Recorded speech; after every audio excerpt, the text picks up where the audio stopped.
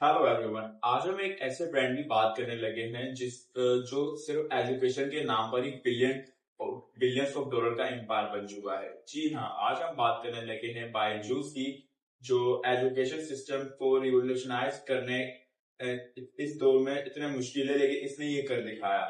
जी हाँ, इसकी आज हम कंप्लीट केस स्टडी करेंगे कि कैसे ये इतना बड़ा बिलियन डॉलर एम्पायर बना और कैसे एक एजुकेशन सिस्टम इतना बिलियन डॉलर एम्पायर बन सकता है।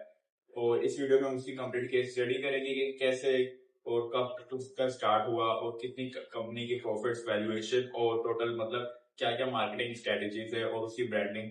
तो इस वीडियो को एंड तक जरूर देखिएगा। हम उनके हर पहलू को बारीकी से समझने की कोशिश करेंगे और जो कुछ होगा हम आपके सामने रखेंगे। उम्मीद करता हूँ कि ये वीडियो काफी इंफॉर्मेटिव होगी आप लोगों के लिए। तो बिना टाइम वेस्ट के इस वीडियो की शुरुआत करते हैं और जानने की कोशिश करते हैं कि आखिरकार बायजूस बिलियन डॉलर एम्पायर कैसे बना। तो चलिए शुरू करते हैं।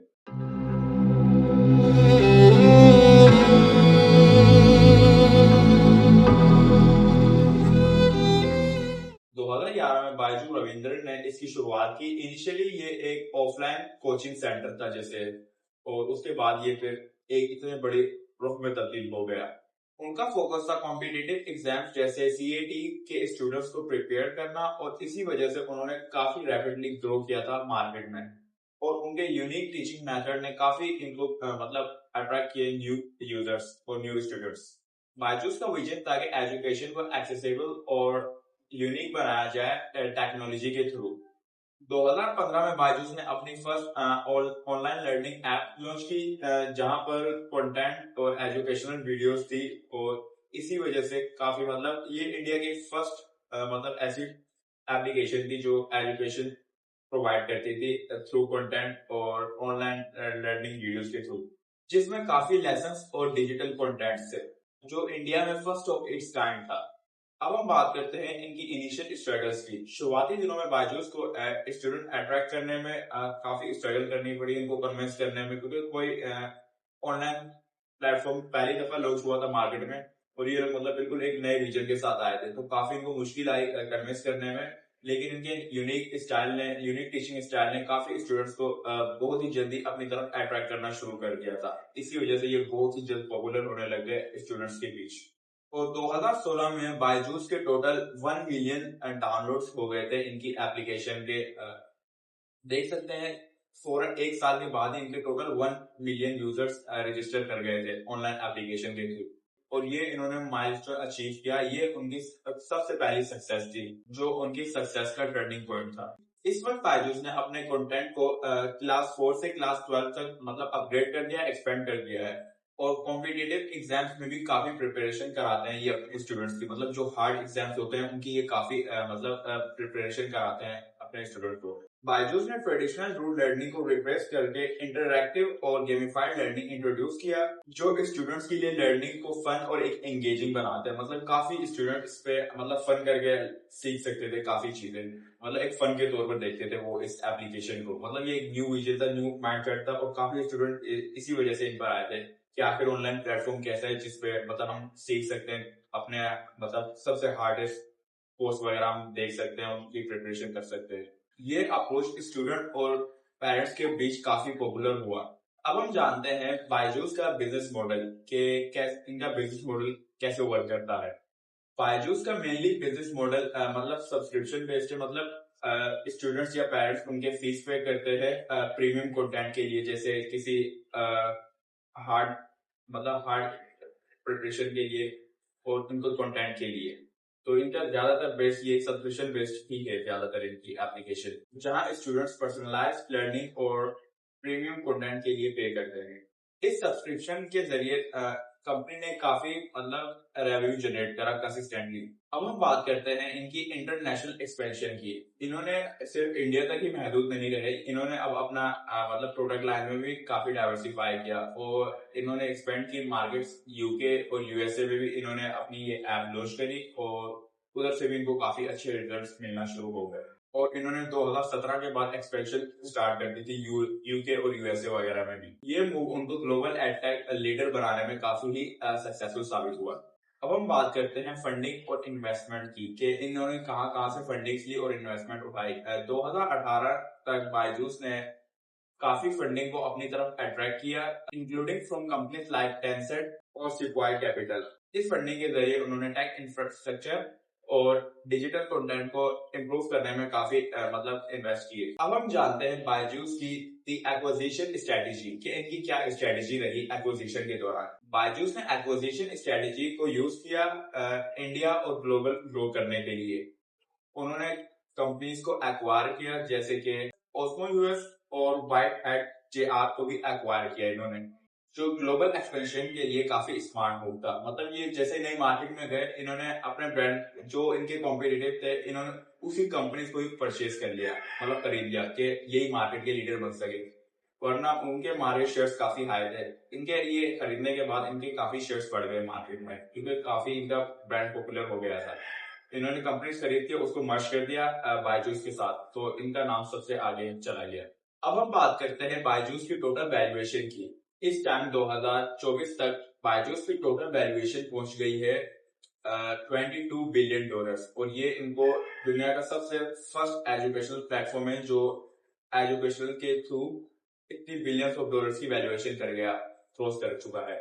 कैसे आप देख सकते हैं कि एजुकेशनल बेस्ड कंटेंट की एप्लीकेशन भी इतना इम्प्रूव कर सकती है और $1 बिलियन की वैल्यूएशन अचीव कर सकती है।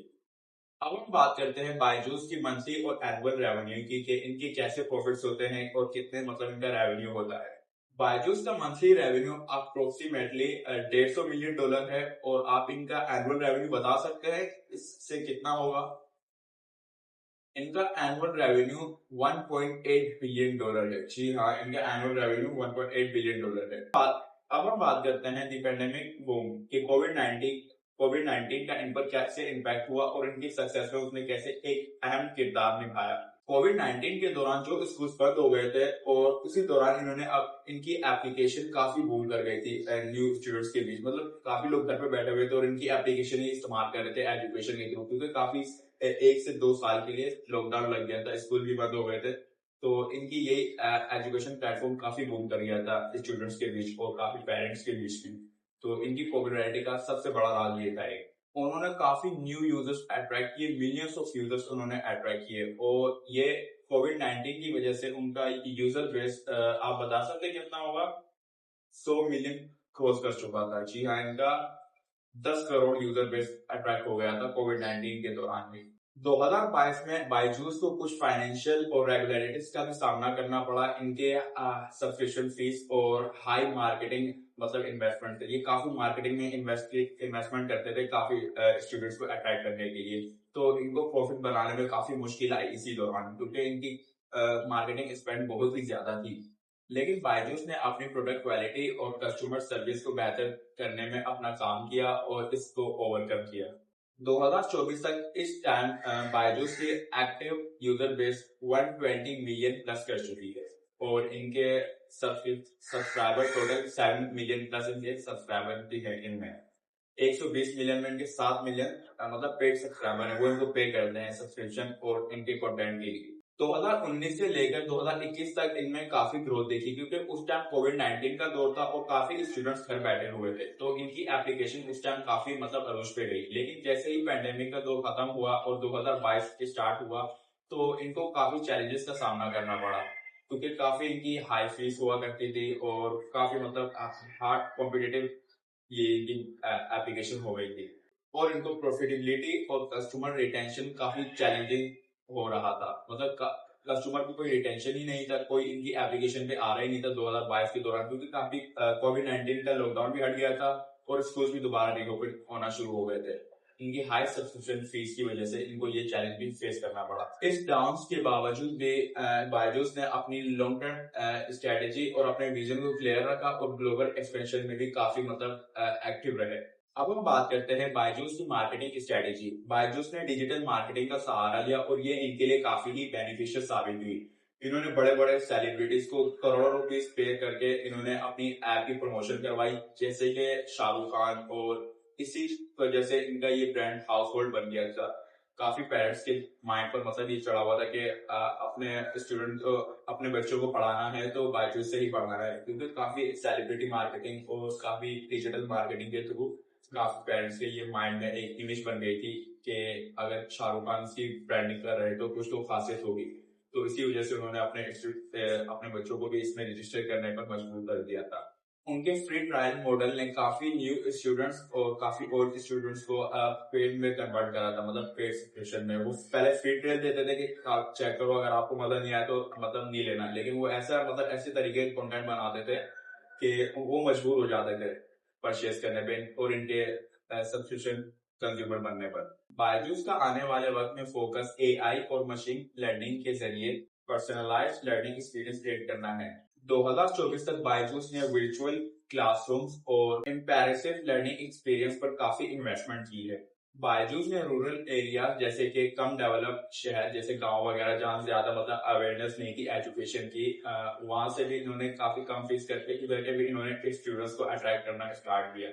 मतलब ज्यादा हाई फीस चार्ज नहीं करते थे जैसे बड़े बड़े शहरों में उनकी मतलब हाई पेड सब्सक्रिप्शन थी, लेकिन इन्होंने छोटे शहरों में जो कम डेवलप थे उन स्टूडेंट्स को भी अपनी तरफ अट्रैक्ट किया जहाँ ज्यादा स्कूल वगैरह की भी सहूलियात नहीं मौजूद थी।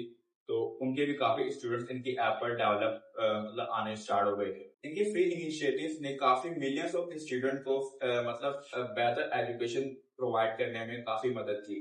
बायजूस ने सिर्फ इंडिया में ही नहीं बल्कि पूरी इंटरनेशनल मार्केट में स्टूडेंट्स को बेहतर एजुकेशन देने का विजन बनाया और उस पर काम कर रहे हैं ये अभी भी, और ये प्रोवाइड भी कर रहे हैं बेटर एजुकेशन। और वो आने वाले वक्त में और भी आगे बढ़ने का काम कर रहे हैं, इनोवेशन किए जा रहे हैं कंटिन्यूसली। मतलब जो जो जो इनको इन्वेस्टमेंट जहां देखते हैं कि इस चीज की कमी है वहां ये इन्वेस्टमेंट्स करते हैं और उस चीज को बेटर बनाने में ये काम करते हैं। तो दोस्तों ये थी बायजूस की कहानी की कैसे इनकी शुरुआत हुई और कैसे इन्होंने कोविड-19 के दौरान अपना मतलब काफी हाई हाई बना ली थी।